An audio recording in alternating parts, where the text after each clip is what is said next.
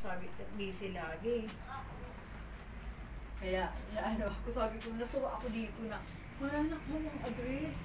Mabuti naman, sabi ko, kasi ako nasunod. Proving ko na rin yung tinuturo niya. Wala bang pera, write down na Laurel lang. O, lagi ako nanonood talaga.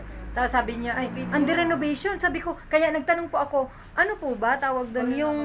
Para ano. Yung sabi ko... Tapos may page siya, di ba? Yung Pampusati Apple Baguio. Yung nag-ano, totoo naman siguro yun, yung nagpapalasal, yung gano'n. Pag magpapagawa po na ritual, 1,000 po yun. Ay.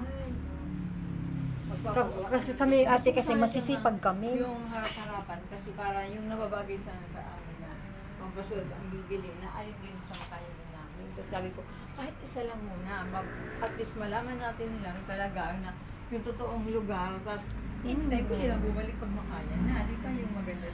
Pwede naman po kami, ma'am, kasi naturuan naman